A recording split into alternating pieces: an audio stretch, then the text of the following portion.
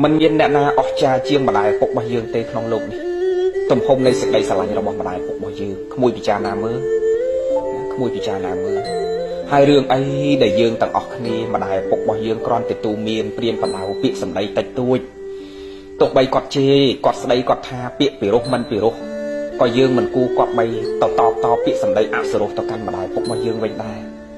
ហើយកូនខ្លះមិនត្រឹមតែគាត់រៀបរាប់មកម្ដាយពុកខ្លះគាត់រៀបរាប់មកថាពេលខ្លះវាមិនមែនត្រឹមតែប្រើសម្ដីអសុរោះមកកាន់ខ្ញុំកណាទេពេលខ្លះ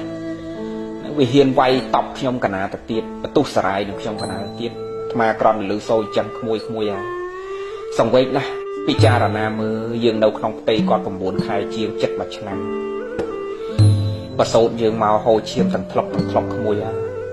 តម្រាំតែប្រសូតយើងឃើញពលឺថ្ងៃចិញ្ចឹម3បាច់ថែរក្សាយើងតាំងពីក្មេងក៏ហមលញ័ររហូតដល់ប៉ុណ្ណេះហើយយើងបែរជាបន្ទុះសារាយប្រើពាក្យសម្ដីកាយវិការមិនសមរម្យរហូតដល់វាដំតបធាក់កប់ទៅទៀត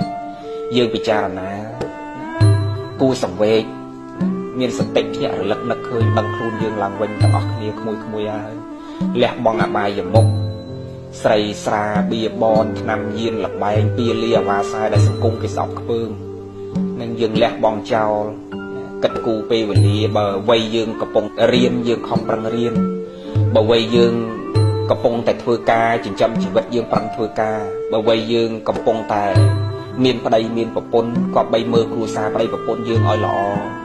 ហើយគោរពប្រតិបត្តិចំពោះម្ដាយពុករបស់យើងក្មួយ